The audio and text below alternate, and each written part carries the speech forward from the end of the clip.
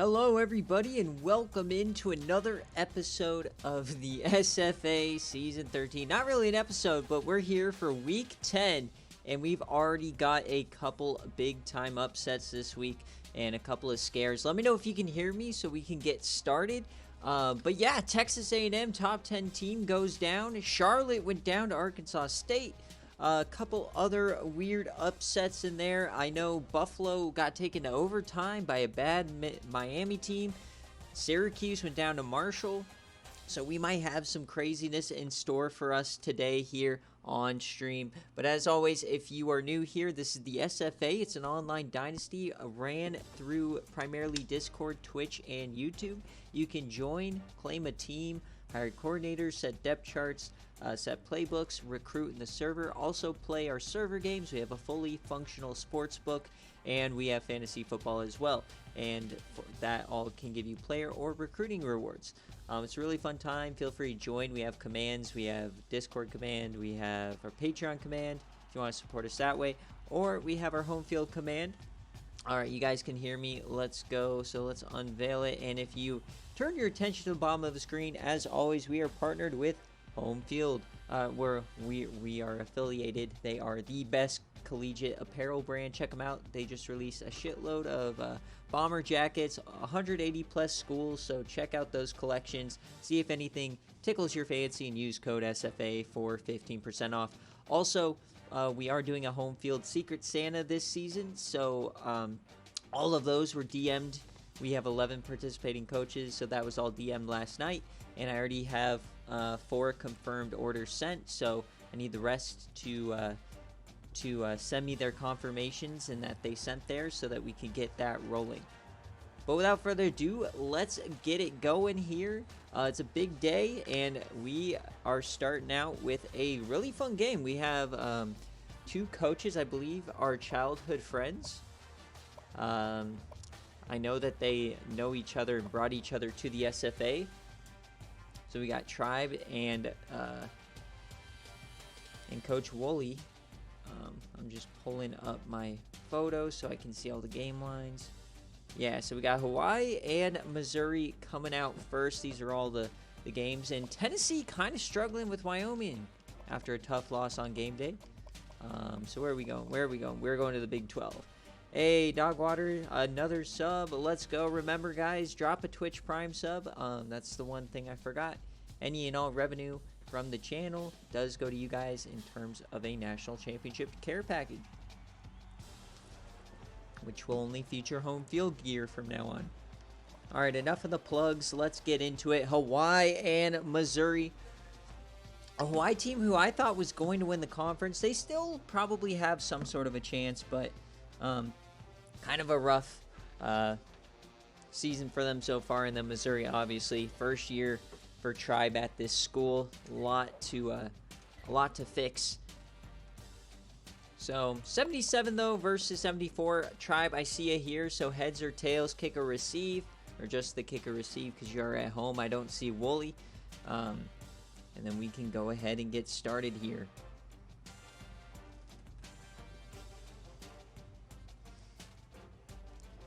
Big time day. And why is my phone charger not working? That is the question. Oh, don't you hate it when you take a screenshot of your phone and you're like looking in the top right and it's like, why is my battery so low? And it's just the screenshot. It's not your actual phone. My phone was charging, but the screenshot showed it wasn't. Getting baited by my own phone. All right, here we go. BearCave time. Week 10, and we only have about 4 weeks. Or 4 or 5 weeks until we got conference championships. This season is absolutely flying by. So let's see what happens. This would be a critical win for Hawaii in terms of bowl eligibility. They have Missouri. Obviously, this is a must win if they want any sort of a chance at a bowl game. And if you're betting on this game, it's a 5-point favorite for the Rainbow Warriors. And the over-under is a whopping 67.5. Both these teams give up a lot of points. They also score a lot of points. So we'll see what happens. Phil Manis, which team are you? Yeah, I love to get all the coaches on BearCave when I can, or at least the ones that are playing well.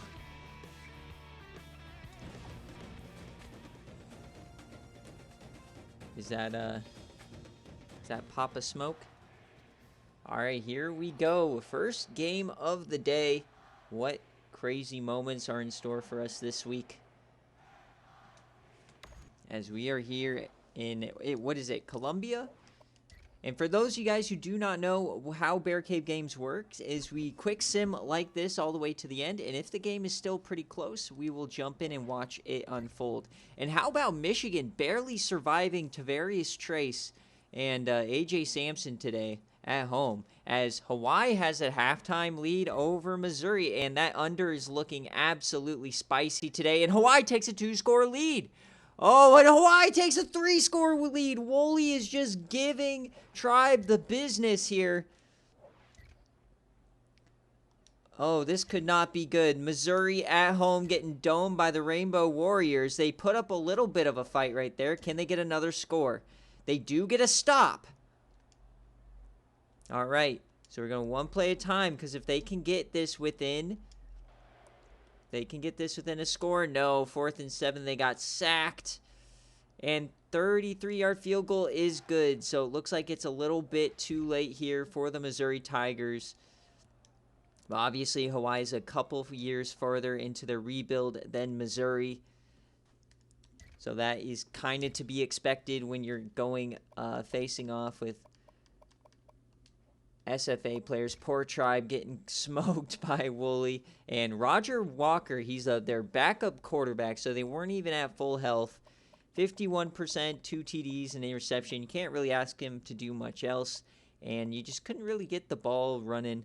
And Justin Hines, that transfer from Georgia, he has been a godsend. But, you know, your tight end, it's not Kelsey out there. He can't carry you all the way. Sussy getting 8 tackles, no sacks. Singletary coming up with 2.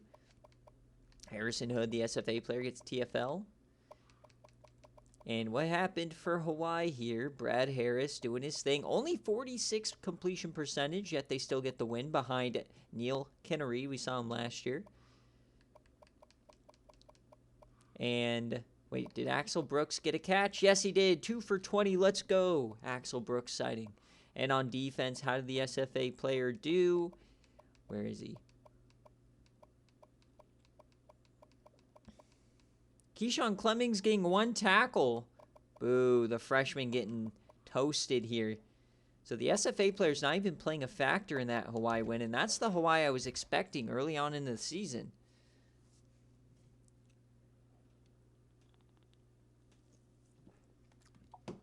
All right. Remember, I always got to get my players of the game, but 1 game down. And remember, folks, we have a big-time game day coming up as well. Arizona and Kansas. Can Fink get his first ever win on game day? Or can Dogwater avoid another tragic loss? All right, but first, we got a lot of games to go through. Next up, this is a critical game in the ACC. If Pittsburgh wins this game, East Carolina wins their division. So Crew or Sierra Relaxes, Brio, if you're here, let me know. Heads or tails, kick or receive. I don't think either of them will be here. But I do know North Carolina has their quarterback back. He is fully healthy at this point, or at least he was probable for this game.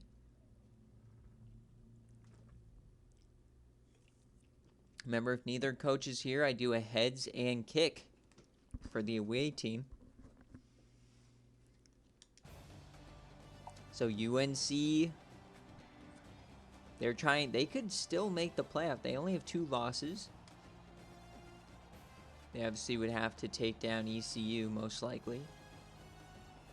So the division is clinched with a loss today, as they only play 8 conference games. Remember, the switch this year was all conferences only play 8. And there's the other division. All right, Keenan Memorial, Pittsburgh, and North Carolina. I believe Jaws Patterson is still out for a couple of weeks for Pittsburgh. So heads and kick as usual. If you're betting on this game, it is a 6.5 point favorite for the Tar Heels at home and an over-under of 53.5. All right, here we go. First quarter. UNC, they hold them to a field goal. They score a touchdown on the first drive. And that's all that happens there. Second quarter, another drive and another touchdown. UNC starting to pull away. Can Pittsburgh? Yes, they do. They get a touchdown. So only a 4-point lead at halftime. ECU on the bye. The biggest Pitt fans in the world as UNC goes up by 21. But they are keeping it within a score here in the fourth quarter. But they add a touchdown. Pittsburgh's got to respond. Doesn't look like they are. Next possession. No, it doesn't seem like it. Both teams doing nothing now offensively. Just 3 and outs traded. And a field goal, no good. Is that going to open the door for Pittsburgh? No, it doesn't look like it. So, Stanky Leg running it down their throat to finish out the game. Seems a little bit too late. They're starting to put something together. And boom, there it is. Can they get the 2? Yes, they do. So, 13 seconds left. An onside kick for Pittsburgh to have a chance. They have to get this, and it goes right to the UNC player. And that is going to do it. So UNC is going to pick up the win. It is a one-score game, so we are going to watch the kneel down so nothing fishy happens. And there's Stanky Leg. His first ever appearance on a stream is on a victory formation kneel down there in the backfield. The former Clemson Tiger, buried on the depth chart, transferred to UNC. Pittsburgh calling that timeout anyways. They'll drop to 3-6. They'll have to go undefeated the rest of the way to make a bowl game. Whereas UNC becomes bowl eligible, likely will get back into the rankings. Sorry, McMets, not my call. You did that to yourself, buddy.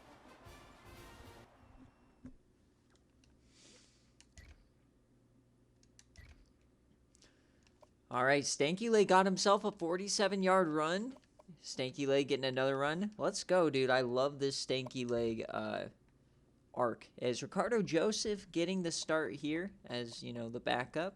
Not doing too shabby. The problem for Pitt this season seems to have just been injuries over and over again.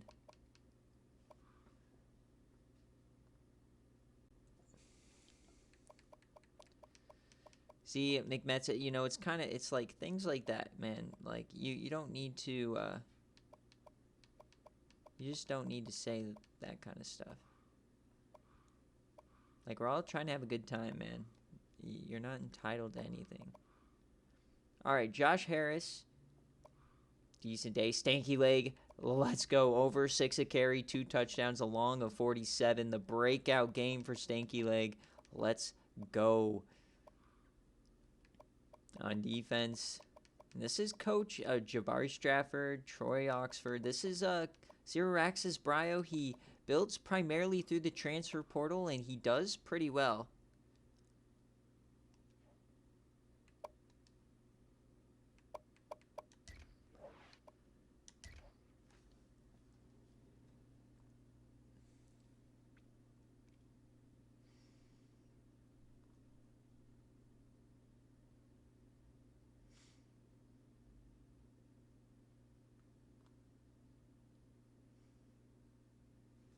Yes, sir. Stanky Leg finally breaks out. That's what you love to see. His senior year, late in the senior year, but hey, well, better late than never. UNC could still make a run here. This is one of those teams. Had a quarterback injury. Now he's back. 99 overall. Yeah, man, the portal is a legitimate strategy. If you have the money and you have those transfer portal scholarships, you can do a lot of damage. All right, so next up is we have a big time game here, Maryland and Illinois. So Flame or Papa Smoke, if you are here, let me know. Heads or tails, kick or receive. Maryland surprisingly crawling out of the gutter. They had an early season non-conference loss, to Middle Tennessee State that kind of put a bad taste in everybody's mouth. But Jerry Schmierman, ever since that Michigan State game, the revenge game, he has been popping off. This is a massive game. Yes, Mushbrain, massive game of the week in the Big Ten. And Illinois coming off of a loss last week. Illinois already locked out their division. Maryland's one of the last teams in their division that can make some noise. At this point, Flames playing for another Citrus Bowl.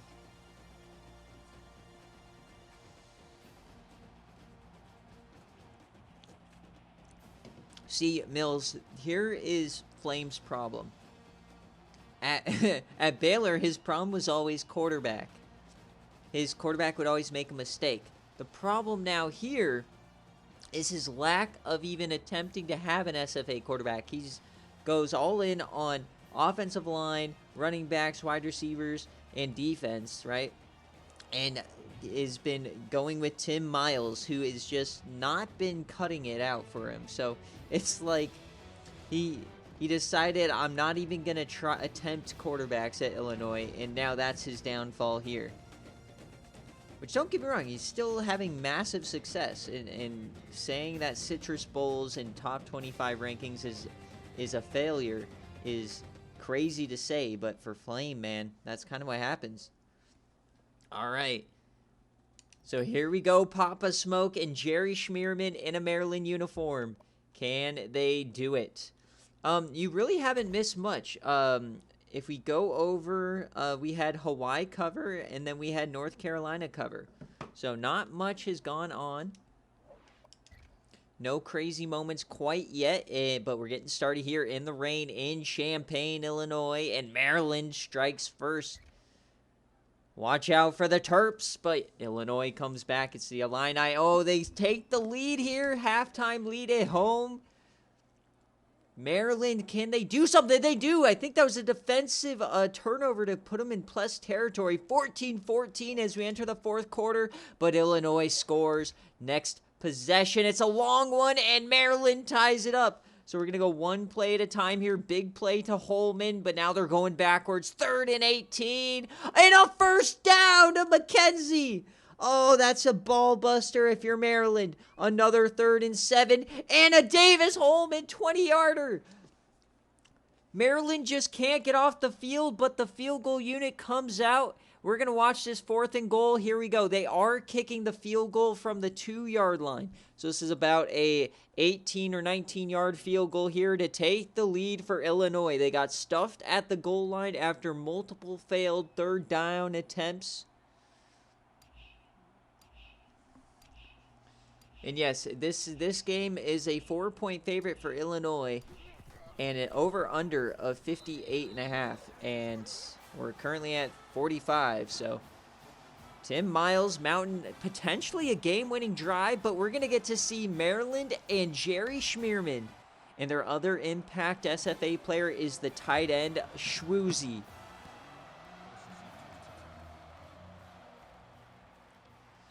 Here we go. The Terrapins, they have not been good since the days of Connor Shaw, Jeremiah Tachu, all of those guys.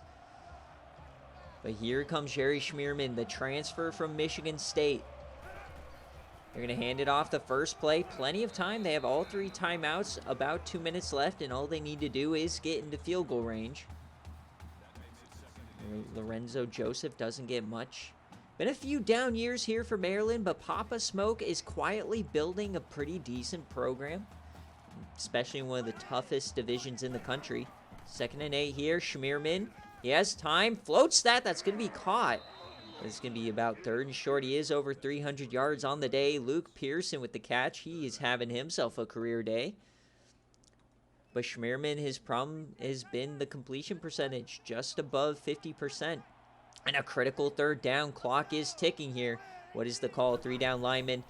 Maryland, they're yamming it deep. What a one and what a catch. Edgar Turner for 31. Schmierman put it perfectly over the top.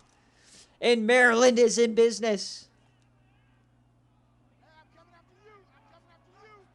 What a throw. That was a beautiful yam. And now here we go. Schmierman, he has time again. He's feeling himself. Just throws that one away. He has 2 interceptions on the day. Wants to be careful with the ball, especially as they are threatening field goal range. You always could send this to overtime. Let's go, Moon. Thanks for the tier 1 gift. You're insane. I love Utah. Hopefully they win today as we get sacked, and there's Vince Wilfork. You got to watch out for this defensive line. Flame has spent so much money on his trenches. You got Al Marshman and Vince Wilfork there in the middle, and they might have just secured the win. 3rd and 17 now, outside of field goal range. Schmierman over the middle. It's just going to be a dump off, and Luke Pearson only gets about 7. I don't think that's going to be field goal range. No, they have to go for it. So here is the game. 4th and 11. 40 seconds left, Schmierman. He has time over the middle, and it's to nobody. Turnover on downs. And Illinois is going to survive on a cold, rainy November night here against Maryland. All they have to do now, down one of their offensive linemen, is victory formation. And the Illini will get out of here. It's going to be an Illinois no cover.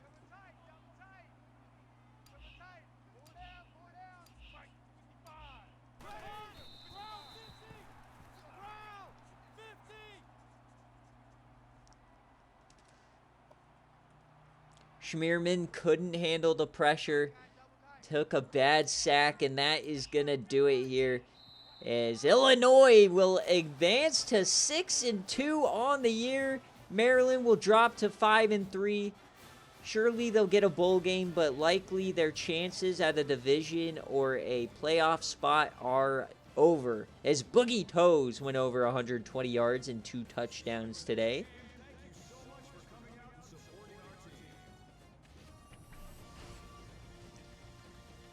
The best players in SFA history, they always make that splash play on the last drive. You got your Chad Boykos, your Taylor McQueens, you got Jamal Okeke the 7th. And what a throw there. Despite it not turning out to be anything, that was a beautiful throw, showing that Schmierman does have the potential. I don't know why I named him Schmierman. I can barely even say the word. But Vince Wilfork took him down.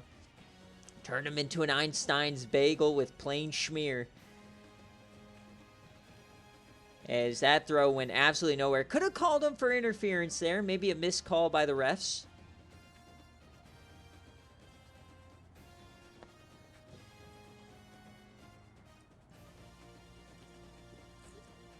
Yeah, exactly. Got to limit those turnovers. We didn't see anything from Schwoozy on the last drive. So let's see how it worked. Oh, Bryson Warden, we didn't see anything from him too. The SFA freshman. Forgot about him. Boogie Toes, Davis Holman, and a career day for Pearson here. Schmierman, I mean, yeah, you got to just call that a weird day. They couldn't run the ball either. And Warden had a couple of big plays, but no catches from Schwoozy. Interesting. Tank Brinks, the left tackle as well. I forgot how many players Papa Smokes actually brought into this program. Really impressive what he's done with them. Illinois, Tim Miles, 60%. You know, he did the game manager type deal. All right. Boogie Toes doing his thing.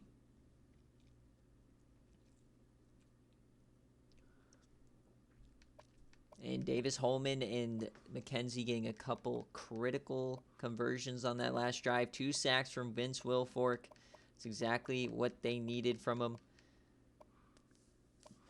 And only 1 for 3 on the field goals. So Illinois almost giving the game away there. But what a fun one to start out on this left side of the graphic.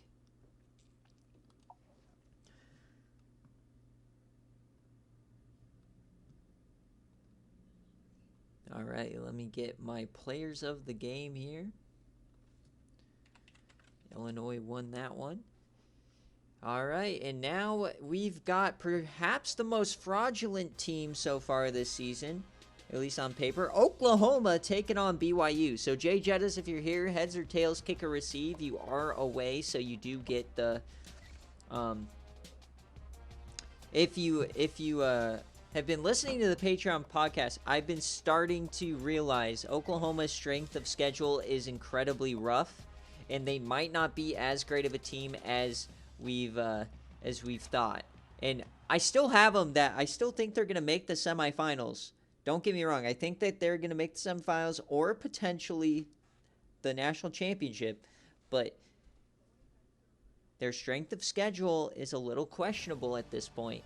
And this is the first big test here against Pedro Bautista and the BYU Cougars. Coach Ron, he's putting together one heck of a debut year despite some injuries. Really impressed by BYU, and I'm just going to say Pedro Bautista is my favorite quarterback in this freshman class. I love him. So here we go, though, Oklahoma and BYU. And with Texas A&M losing today, that division's wide open now. It's going to be Texas and Oklahoma down to the finish. So heads and kick here for Jay Jettas. Love the baby blues from BYU. Pedro, the Canadian. I love that this is a road game for Oklahoma. So you got Streveler, the man who made the play last week on 4th down to save him from Oklahoma State. We will see Gus McFeeters a little bit too. Here we go, a massive game here as we start out with nothing so far, as Oklahoma is a 9.5-point favorite. They do get 2 touchdowns there, and the over-under is 59.5 for those who need a refresher. So 14-0 here at the start.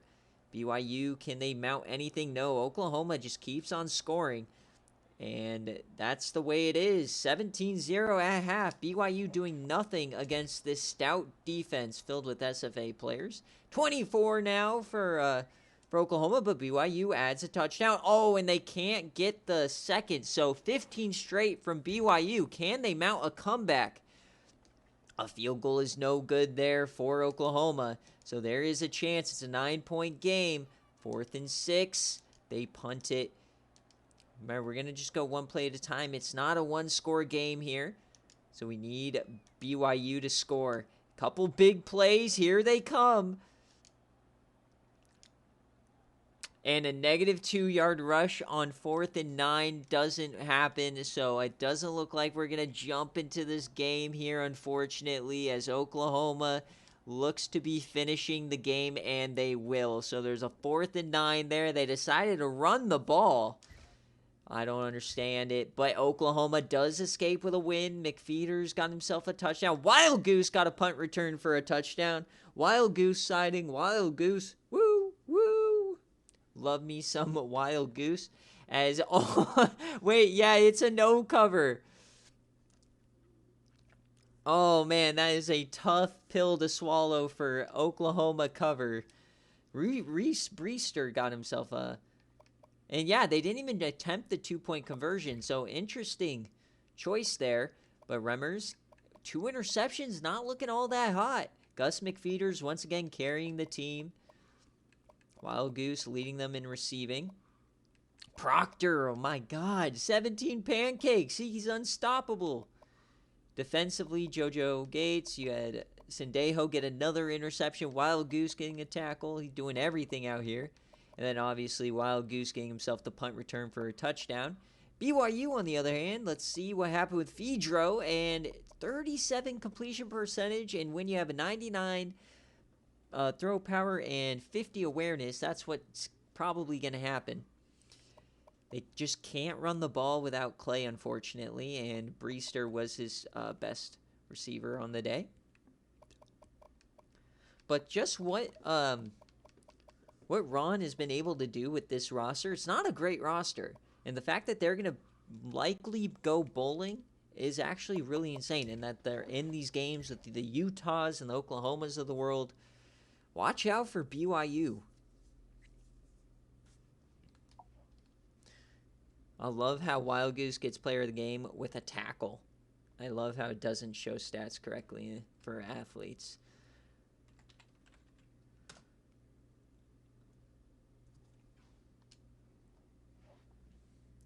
All right, but now it is time for the Sickos game of the week. And for those of you guys who don't understand the lore of this game, is Baylor and SMU have faced off 3 times in SFA history. The first time was back in sim matchup, Baylor won, whatever. The only 2 times they have ever faced in the NCAA 14 era was in week 1 of season 8 and season 9, where Baylor was ranked in the top 10, and they lost both years in a row, once at home and once on the road to SMU. So this is the 3rd time Baylor's once again in the top 10. Is the streak going to continue of SMU dominating Baylor? We shall see. And here comes the predictions. So the first prediction of the day, get those Bobanos out, is over under on Braylon Burnside rushing yards.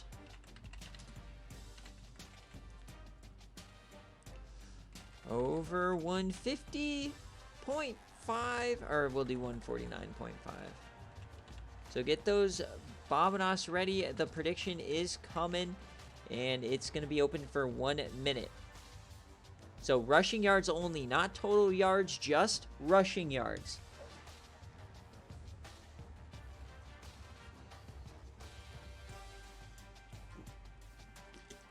I can't remember specifically if it was like the biggest lead, but one of the games was close. One of the games they got absolutely smoked. So is Braylon Burnside rushing yards only, over 149 by himself or under? And SMU, remember, they started out 1-2, I think, and they have just been rattling off victories. They got that lucky win against North Texas last week. Let me know once the prediction ends so that I can get started here, because for some reason it doesn't show me the progress. But look at this SMU team. They're good. They're way better than their 5-3 record indicates.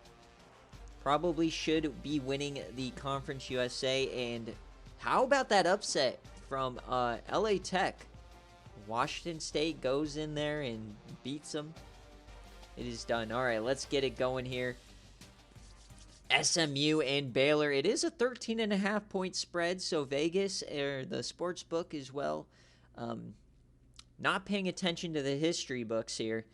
12.5 points, and it's a 55.5 over under. I think we've had a bunch of lower scoring games today.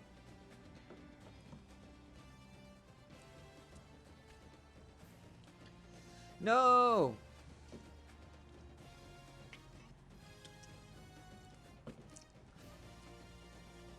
What's that? That game's coming up next. That's a, that's the push game. Utah and Georgia Southern. Oof, that might be a tough one. All right, Baylor, here we go. And this is at SMU, man. This was my upset pick on the podcast this week. Let's see what happens. As always, if it's the CPU, I go heads and kick. Colt Brennan and Braylon Burnside in the dynamic duo, the 5-star duo, in their last year together. How is it going to shake out? A quick touchdown for SMU, but Baylor responds, and they take their lead back, and they take a 2-score lead. So after a scary start, Baylor settles in, realizes what's at stake, but a quick touchdown from SMU, but they missed the extra point, and Baylor has a 11-point lead at halftime. Next quarter, we're in the third. SMU, they get a field goal, 8-point game, but Baylor adds a touchdown. And that's where we're at now. Baylor pulling away. Oh, wait a second. SMU making it interesting. No, but they just cannot stop Baylor as this over-under gets absolutely demolished. And Baylor is going to run away with it here, folks. SMU will not be upsetting them again as a top 10 team. So Burnside, oh my God, in 2 plays, in the first quarter had 129 yards. If he doesn't hit the over, that's going to be the worst beat of all time. And look, Callahan comes in. Oh, man. So did Burnside get over 149? So we got Colt Brennan, 3 touchdowns, a fantastic day. And Burnside, 151. He gets over by 1.5 yards. Oh, what a bad beat. That might be one of the closest yardage predictions we have ever had on BearCave. 77% said the over, and it barely hits by 1.5 yards. Oof. Absolute W. As Burnside decided to take a breather after he ran it just 9 times. What a legend. All right, Scott McMillan and Weber lead the way. 2 touchdowns for Callahan here. He had himself a great game. Yeah, he might have gotten hurt. We might have to see that. But he had to hit the over for the homies on BearCave. Yeah, exactly. That's an Arthur Smith backfield split. As Patterson had himself a good day. You would have liked the completion percentage a little bit better, but big mistakes. They just couldn't really run the ball. They are still without McCollum, their starting running back. And Zach Holmes got himself a touchdown, but didn't get over 100 yards. And the defense is obviously the weakness, giving up 52. 75 total. And that's the game.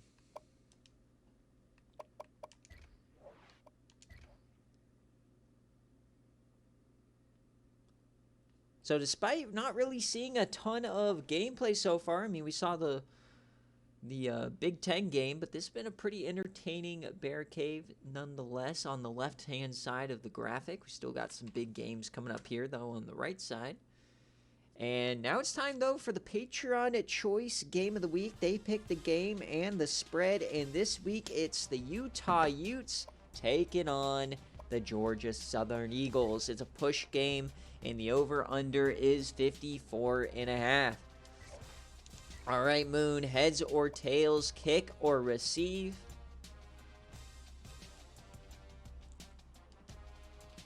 Big time overall.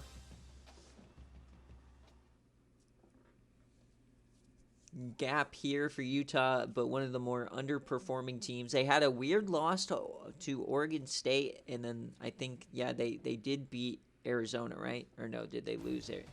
I don't know. I don't remember. Rank Utah at 4-4. Are you high? Heads and kick here for Moon. Going down to Statesboro.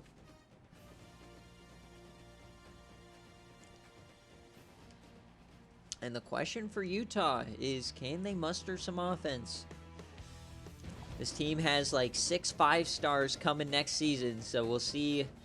Really, this season's all about getting to a bowl game.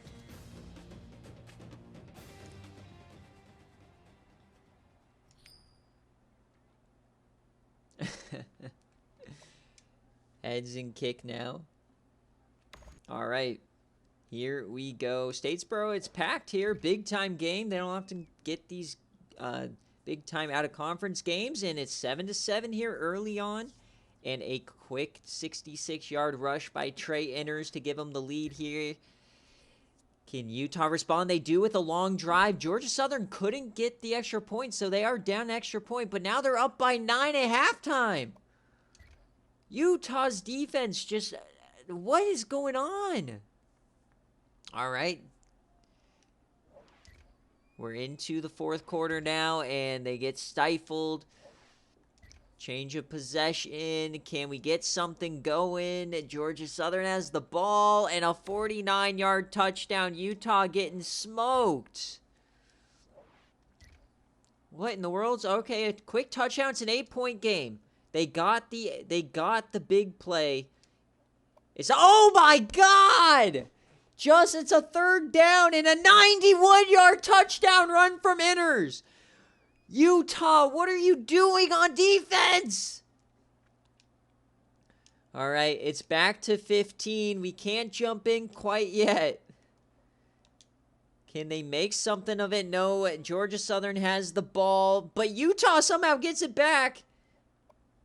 Or no, it's 4th and goal. Game is over. What in the world just happened, man? A 91-yard rush. We were about to jump in.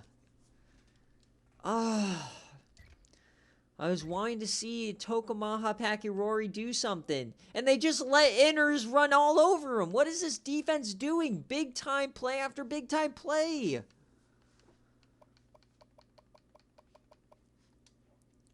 Dogwater, you're a fake fan. You put Inners in fantasy. Mitchell had a fine game. I mean, completion percentage a little low. Okay game for Pakirori. It's just they couldn't get a stop on defense. Would have liked a little bit more from Warren here today. Blake Black, yeah, a sack there. Blair not doing much. It's just calling out the players. Oakley not doing much. Like, Ferrari missing what is going on with Utah, man? Josh Johnson, not even that great of a game. Oh, my God. 250 yards from Inners. Where's the run defense? Where are they? Ridiculous. Ridiculous, ridiculous. I can't believe I picked this team to win the Pac-12. And they still might. Oh, man. Tough game for Utah here. Cross country. I mean, we'll see. I haven't calculated any of it yet.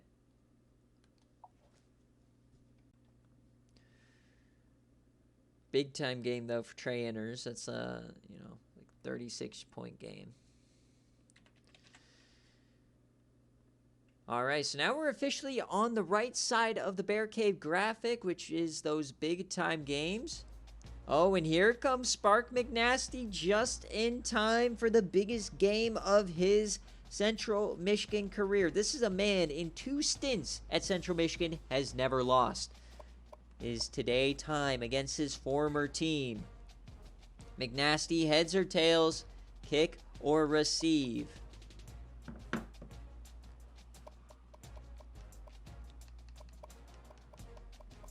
As we go to the MAC, will we see Wycale Summers debut?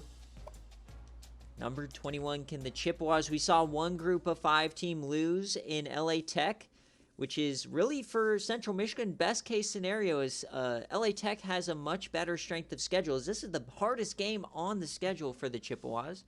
Cincinnati also did win. We've got some rain here. And the homecoming for McNasty against the team he took to a national championship just 3 seasons ago. This Spartan team, though, is a shell of their former selves. As the only player remaining from really his era is Chuck Lamas and Calvin Johnson. Here we go. For those of you guys betting on this game, it is a 3-point favorite for the road Chippewas and an over-under of 50.5. I believe that's our lowest over-under on the day.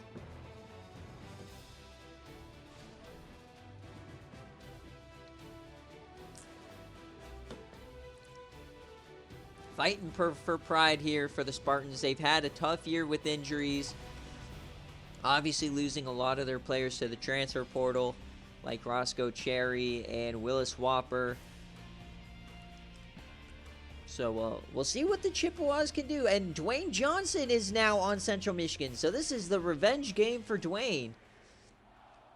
A lot of play and Roosevelt Gold on the offensive line. So some big time revenge coming here for the Chips.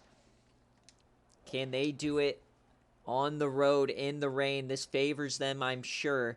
3-point start here. Michigan State has a 10-point lead. Oh no, the Chippewa defense struggling. Can the Chips hold? No, 17-0, but here comes Central Michigan. Down 10 at halftime. Please, Chips. Come on, Chips. Get a stop. There you go. Come on, Chips. No, they give up another touchdown, and this one looks to be in the bag, unfortunately. Central Michigan has a quarter of fight. A big penalty, and we need some big-time plays here for the Chips. And no, they are going to get absolutely smoked. They're going to put up, no, they're not even going to put up more points. The Chippewas go down, and Cincinnati is the only remaining unbeaten group of 5 team.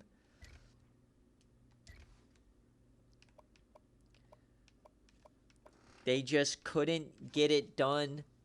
31-7. The defense didn't hold. Wykel Summers, 9 of 34.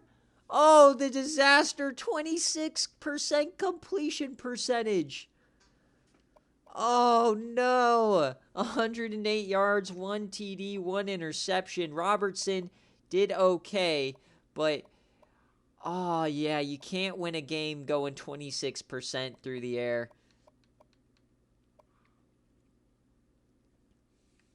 And on defense, did our boy Dwayne Johnson only 3 tackles and a tackle for loss? Where were you? And Cotini, the cocket, got his own player card at the library, didn't even attempt to kick. He did punt a lot, though, so all-star punter here. In Michigan State, Joe Davis, Whitehead, McNeil. 15 pancakes, holy smokes, in the defense. And there you go. Michigan State gets back to 4-4. Yeah, it's one of those it's one of those weeks where you have the undefeated G5s go play some Power 5 football and they get their ass handed to you, and you realize once again why we only have a 1 auto bid for the group of 5. But damn it, they deserve that auto bid. Cincinnati will put up a fight. So Cincinnati's sitting happy at home tonight. All right, so next game up is Florida State and Florida. So Jackie Moon, if you're here, let me know heads or no. Hold up. It's Georgia Tech first. Georgia Tech. I got Georgia Tech first. Georgia Tech and Georgia. I didn't miss you. Heads and receive for Mike. He wants the ball. All right. So this is a massive game, and look at Georgia Tech, man. They are right there. Remember, Georgia is the best team in the country on paper.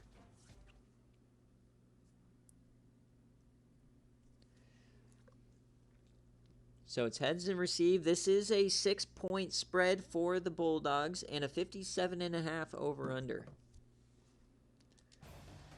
Are we going to get to see an upset here today? Ryan McBride trying to piece it together. And oddly enough, if Georgia wins out, I believe they might win some weird tiebreakers and win the division. But who knows? I don't want to speculate on hypotheticals at this point. But Georgia Tech, man, they cannot win their division. But 9-3 probably could still get them in the playoff conversation. They got to win out here. But obviously for Mike, it's just hit your target win mark and then reel in another 6 reward players through the sportsbook. That's really just the Mike's. All he wants to do is make it to 6-6 and get every single player reward. All right, heads and receive. Here we go. And they do win the toss. All right, so Georgia Tech gets the ball now. First quarter here. And a quick touchdown for Georgia, but Georgia Tech responds. 7-7 now. This one's closer than it has been in past. Georgia Tech has the lead, but Georgia responds. Georgia Tech takes the lead into the break. Remember, if you get Georgia into a game day scenario, they normally fall on their face. So Georgia Tech just got to keep it close. And no, they go down 2 scores. 21 unanswered points here, and another one, an 89-yard kick return for Georgia, and they have just absolutely destroyed them in the second half. Oh, Georgia Tech, you had it. Not quite sure what happened there, but 42-21. Just no points in the second half for Georgia Tech. We got a fumble recovery for Georgia first, and then Nutt, Lesser, McBride, Schroeder, and then it was just Ryan McBride, and then the punt return as the dagger. Nothing doing for Georgia Tech. Schroeder having himself an all right day. You know, you would like him not to throw it that much, but when you start getting down, then you start having to throw it.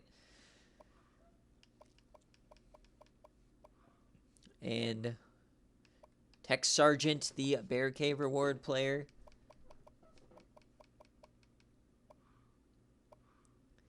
And yeah, I mean, they had the lead and they lost it. I don't really know how to break this game down, but Ryan McBride doing his thing. 70% completion percentage, 3 touchdowns, 1 interception. And they just dominated the second half of the game here. As on defense, they did get a sack. They start stopping the option, forcing them to throw it, and that's really where Georgia Tech loses themselves. And that is the game.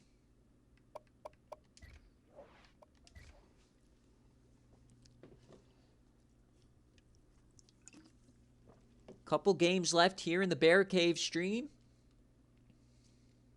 as we are going to stick in the SEC versus ACC little matchup here, as we got a Florida team who's been reeling since they started out the season 1-2. So we'll see if they can beat Florida State. Once again, Jackie Moon, if you're here, let me know, heads or tails, kick or receive. Tails kick, please. There he is. All right. Florida State, we haven't been talking about Florida State all that much this year. Coming off last week, a head-scratching loss to New Mexico. So we got to see what they can do. This is a big-time game against Florida. The Sunshine Showdown. It's a mouthful. Here we go, folks. If you're betting on this game, it's a 7-point favorite for the Florida Gators at home in the Swamp. And a 56 over-under. 56.5 for the over-under. Still got one more game after this. It's a big-time Pac-12 matchup. We'll see D'Erico Claxton and these young guns from the Seminoles, if they can take down Florida. Who's one of the best 2-loss teams in the country, ranked number 15. This would be a massive win for Florida State to get to bowl eligibility. Can they do it? D'Erico Claxton, the young gun. Can he get that feather in his cap? Ben Hill Griffin Stadium, otherwise known as the Swamp.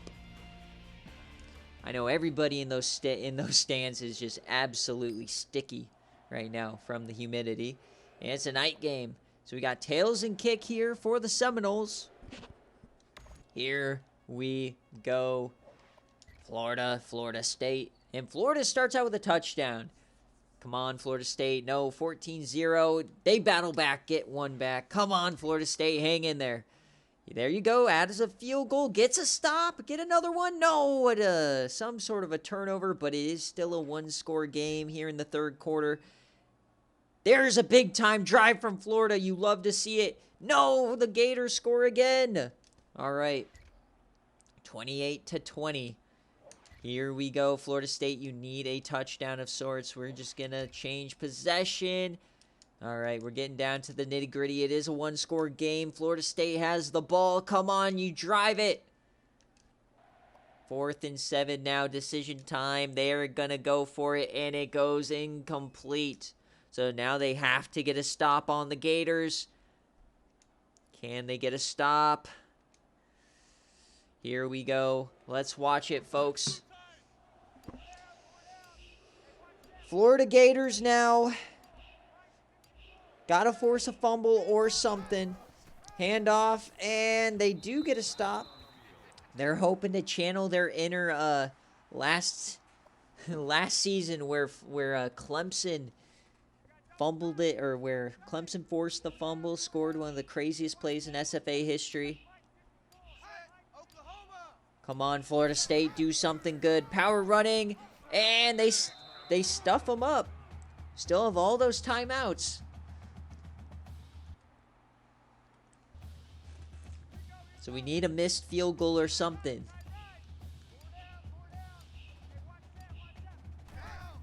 Handoff, and no, they can't stop them. Florida is going to end up winning this game. They can't get that stop as they have a beefy guy in the backfield. That James guy looks like a fullback. Unbelievable. As Florida is going to go to 7-2. They extend their win streak, I believe, now to 6.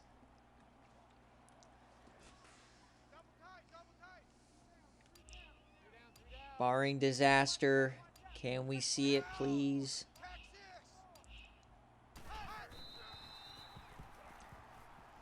Come on, Florida State. Come on, run a play, Florida. Please, run a real play. No, it does not look like it. So Florida is smart. They're going to get out of here with an 8-point victory. That is a Florida cover. And the SEC goes 2-0 in the SEC ACC Invitational today, as Florida State and Georgia Tech go down. Doggarter, you want the all-red unis? Okay. And then I'll give Kansas the all-blues. We'll have a nice little color rush game day, as it is a bit of a sickos matchup anyways.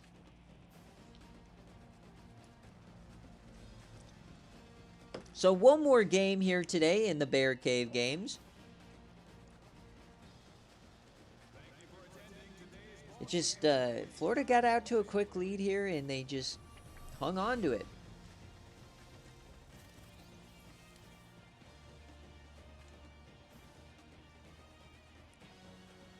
The Sunshine's Showdown, and, man, so like last season, if you guys remember, it was the Big 12 who had so many great teams, and had the 12-team playoff been a year earlier, then, you know, they probably would have had 3 or 4 teams in there in the at-larges. Well, that's the SEC this year. There's still 7 teams that are, like, playoff-worthy over there. You've got Tennessee, Alabama, Florida, Georgia in one division, and then you got A&M, Texas, and Oklahoma in the other. Utah did not win. They had the chance to get a stop and then gave up a 91-yard touchdown to lose by double digits. So Leuha got himself a touchdown. Derico Claxton, decent day. You know, they hung in there. It's just, you know, you got to put up more than 20 points. Buggy Gumption only getting 1 catch. Maybe that was the difference. And on defense, Drake Eklund, the SFA player, Lashard Weeks, and Stallone and Xander Poole not doing much. Like, just tough day here for the Seminoles. Tough year, really. Thought that they're going to be a bit better. Maybe next year when they get a little bit progression from these freshmen. Because we always get so excited for these freshmen coming in, but they always take a year or two to really find their stride, just like IRL. Tutu Tulip, the SFA player, speaking of freshmen, gets a sack and 11 tackles. Holy smokes. And Toto Sucky missing his only field goal, the SFA player there.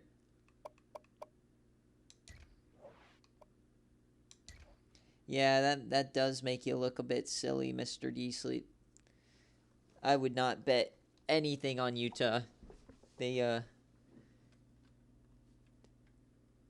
hopefully you still have enough for your SFA players, or for your SFA rejects. So one more game here to go in the BearCave stream. It's been a pretty decent one today. Not too many cases where we've jumped in, but we still got one game to go, as we got Stanford and Cal. And let's get a prediction going. Get those bobbing us out. It's going to be another minute prediction. And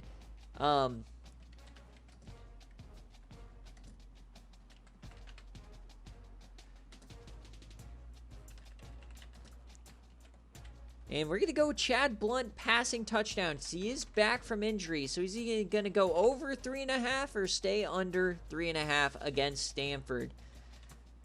Remember, Cal's only losses have been without Chad Blunt. They've yet to lose without their star quarterback, who's led them to the playoff before. Get those Bobinas going as we get this one set up. Let me know when the timer does run out.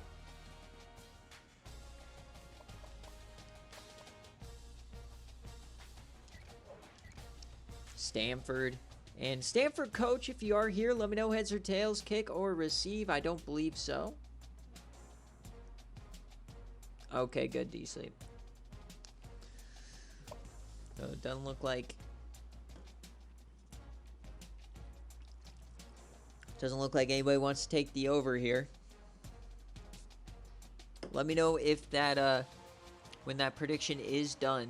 Oh, if somebody put 100, that's the way to do it. You swipe those channel points. There we go. Now we're getting some action here.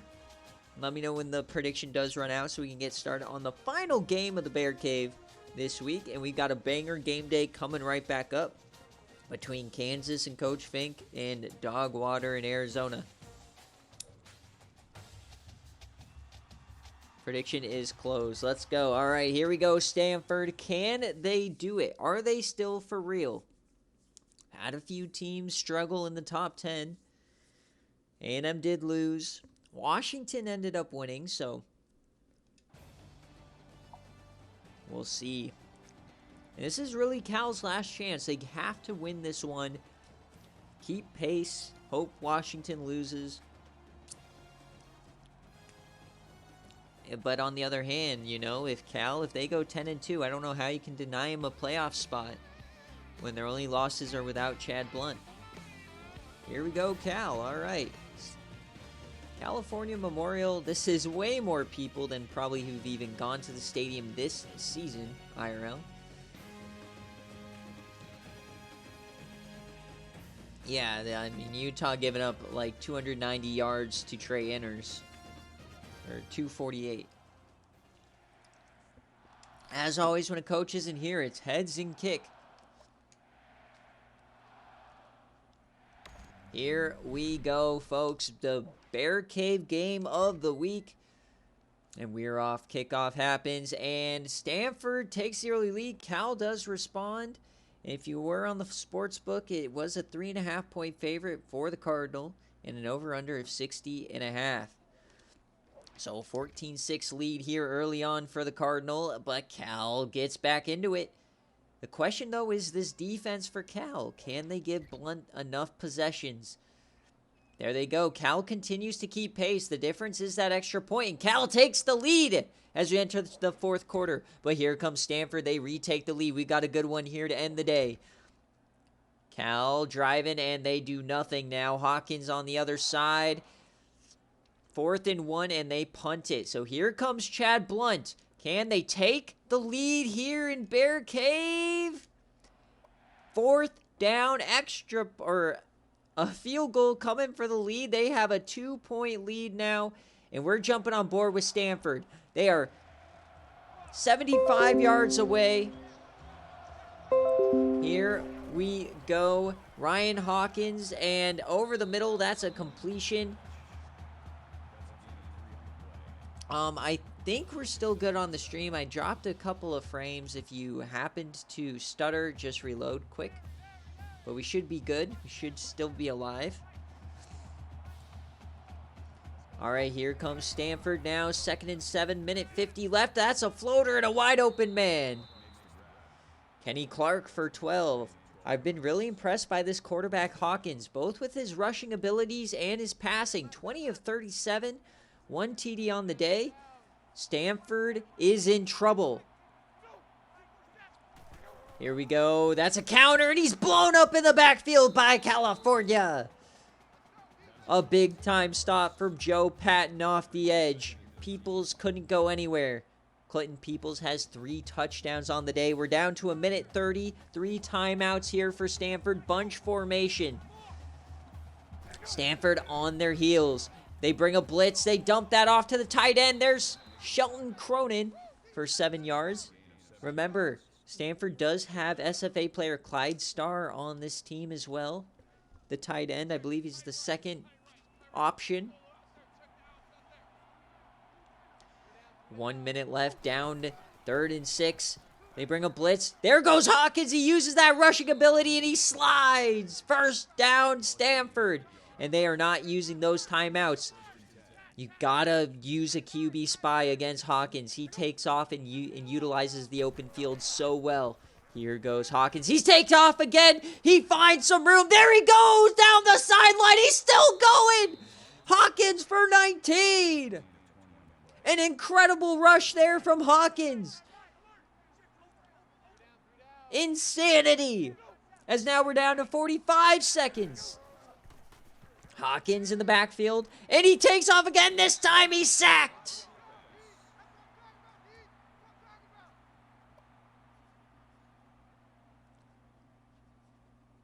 Sacked by Cal. Here we go.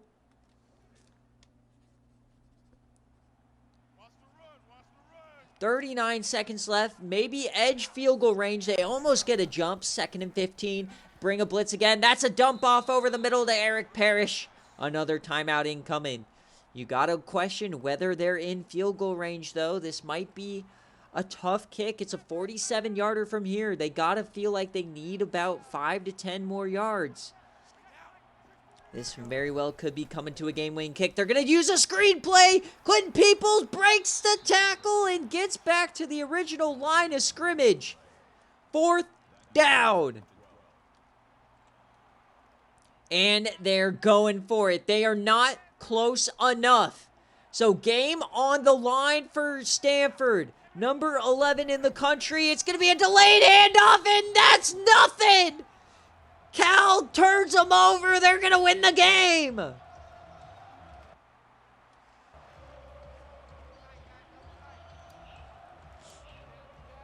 And Chad Blunt missed 2 weeks, and he comes back, and they win. Here we go, California.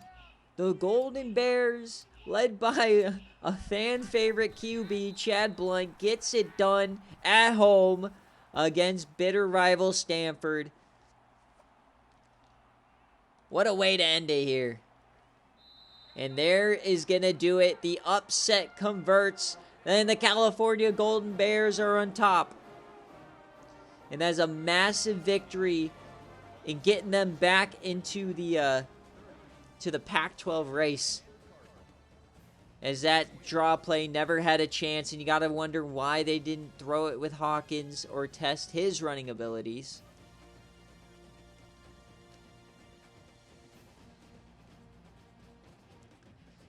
But Stanford outthunk themselves there.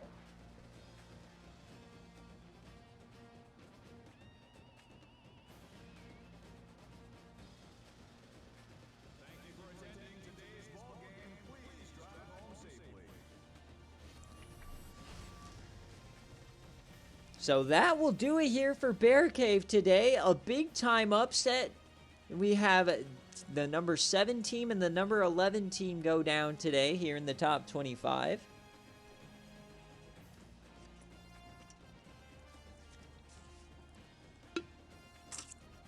As the Pac-12 now, Washington is heads and shoulders above the rest.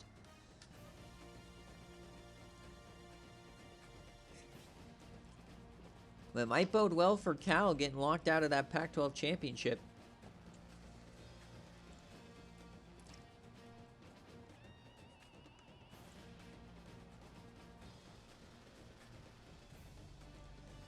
And with that, folks, we only have one more game left on the week, and that is Coach Dogwater in Arizona battling Kansas, which will be coming up next.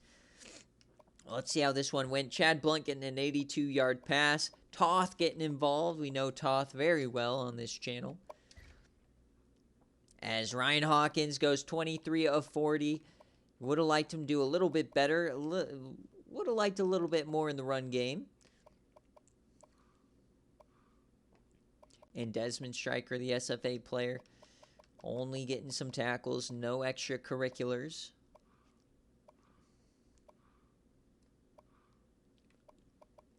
Chad Blunt, have yourself a day. 3 touchdowns. And the prediction, let's take a look. It was over 3.5, I believe.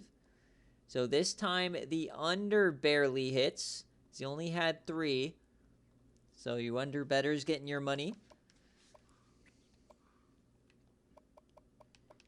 And 2 sacks from Martindale for Cal. And that is going to do it for BearCave.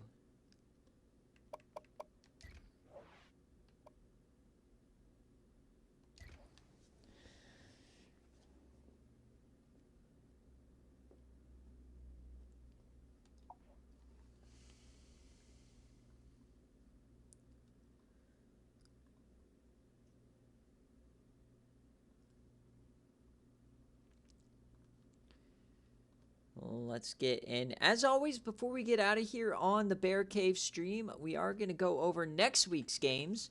And it's a big time week because it's where everybody's game day resets.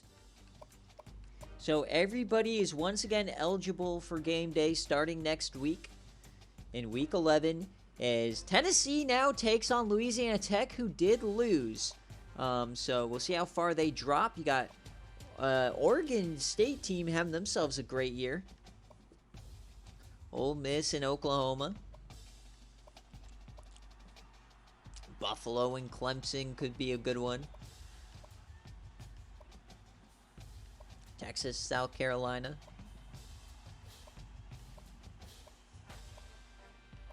Kentucky kind of fell off a cliff.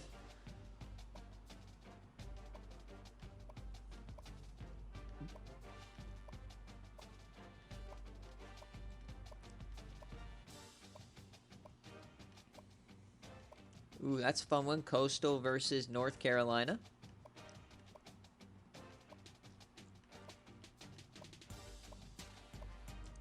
TCU and Baylor, though, that one is for the division.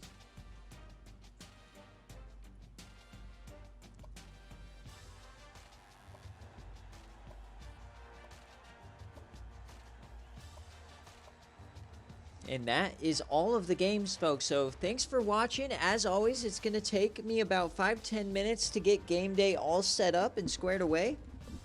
And we'll be back here with Kansas and Arizona. Thanks for watching, guys. I'll see you in a couple.